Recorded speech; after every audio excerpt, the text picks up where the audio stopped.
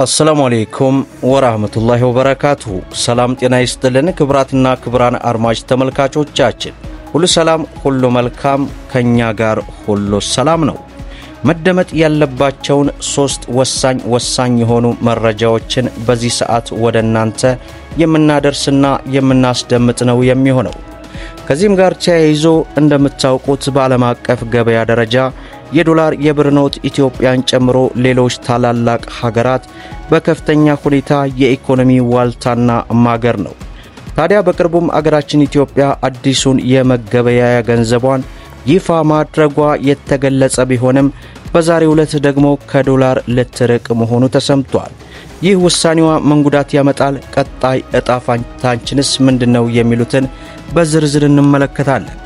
እንዲሁም እጅግ ከፍተኛ ጥንቃቄ ሊደረግበት የሚገባው ጉዳይ አለ። ይህም የገንዘብ ቅጣት በኢትዮጵያ ላይ ተወስኗል።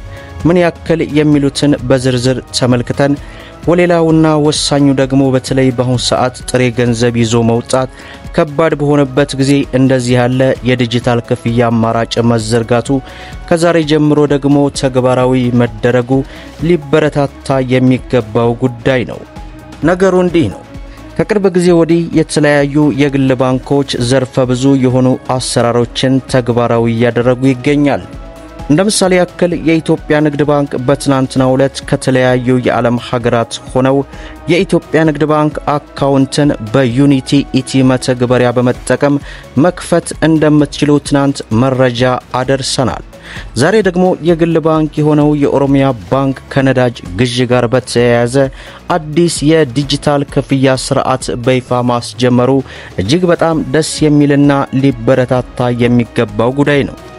ኦሮሚያ ባንክ የዲጂታል ባንኪንግ አገልግሎቱን ለማስፋትና የፋይናንስ አካታችነትን ለማሳደግ የሚያደርገውን ጥረት በመቀጠል በሁሉም የነዳጅ ማደያዎች የነዳጅ ግዥን በዲጂታል ክፍያ ለመፈጸም የሚያስችል ሚልኪ የተሰኘ አዲስ የሞባይል መተግበሪያ ይፋ አድርጓል።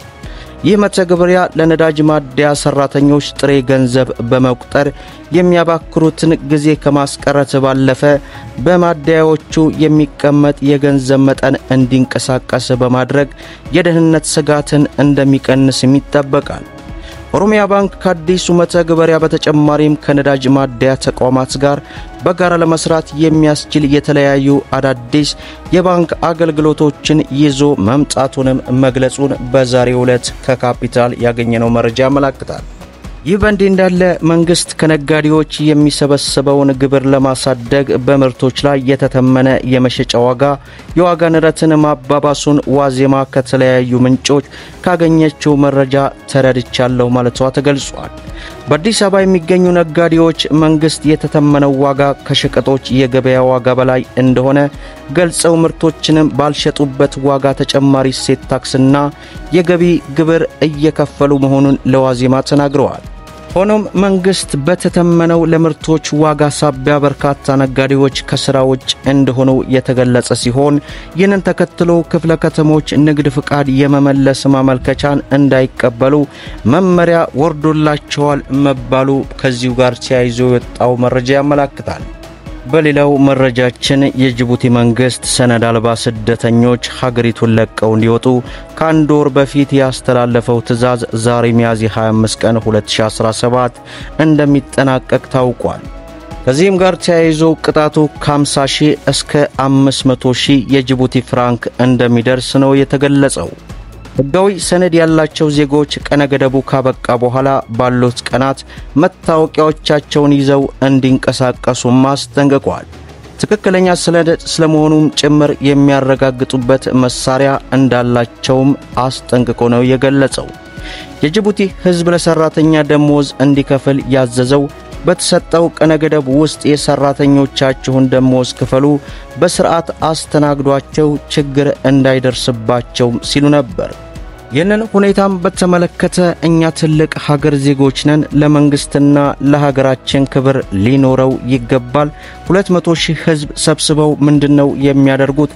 እንዴት ነው የሚያጓጉዙት? ግልጽ አይደለም ያለበት ሁኔታ የሚሉ በርካታ ኢትዮጵያኖችም ቅሬታቸውን ያሰሙ ነው። ሰው በተለየ መንገድ እየወጣ ነው አሁንም አልወጣም እንዳለ ነው የሚያሳየው ግን ንብረት ሀብትና ቤተሰብ ያለው ነው ጊዜ ስጡን እያለ ያለው ረዘም ያለና ሰፋ ያለ ጊዜ ተሰጥቶን ቢሆን ኖሮ እስካሁንም ባልቆየን ነበርም ብለዋል አሁንም የምንማጸነው ራሳችንን አዘጋጅተን የልጆቻችንን ሰርተፍኬት ይዘን በሰላም ሳንንገላታ እንውጣ መንግስትም ጫና ያደርግ ይታገልልን ከስቃይና መከራ ይታደገን በክብር እንድንሸኝ ነው የምንፈልገው ከዚህ ሀገር እንደ ፍየል ታንቀን ንብረታችንን አሳጥቶን ከሚያስወጣን መንግስት ጊዜ በማስጨመሩ በኩል ቢተባበረን መልካም ነው ማለታቸው ተገልጿል በሌላው መረጃችን በቅርቡ አገራችን ኢትዮጵያ አዲሱን የብር ኖት ለዓለም ይፋ ማድረጓ ይታወሳል ታዲያ ከዚህ ጋር ተያይዞ በዛሬው ዕለት ኢትዮጵያ ከዶላር ልትርቅ ስለመሆኗ ኢትዮጵያን ጨምሮ ሌሎች ሀገራትም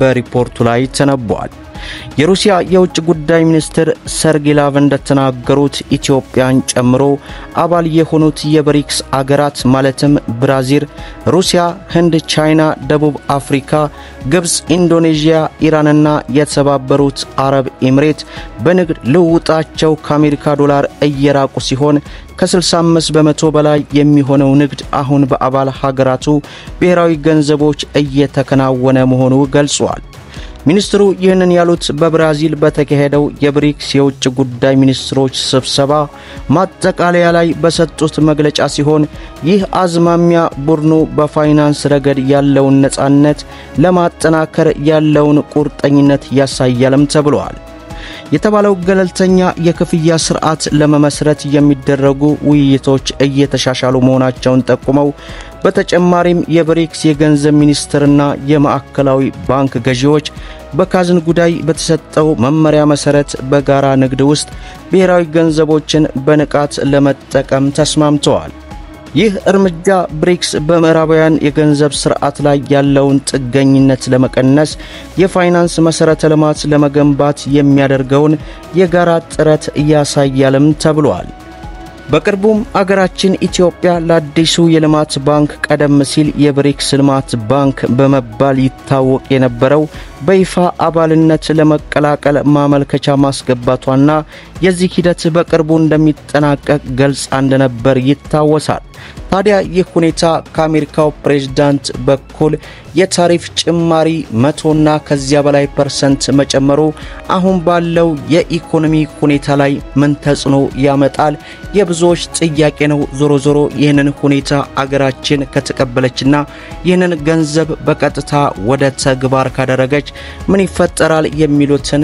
ቀጣይ የምናየው ይሆናል እናንተም ሐሳብ አስተያየታችሁን ስጡበት ለዛሬ ያቀረብኩላችሁ መረጃ ይመስላል ቪዲዮ ላይክ ሼር ያደረጋችሁ ለብዙ ኢትዮጵያኖች እንዲደርስ አድርጉት ይያልኩ እስከ ፍጻሜው ድረስ አብራችሁን ስለቆያችሁ ልባዊ ምስጋናችን እየሰጠን በሌላ ቪዲዮ እስከምንገናኝ ወሰላሙ አለይኩም ወራህመቱላህ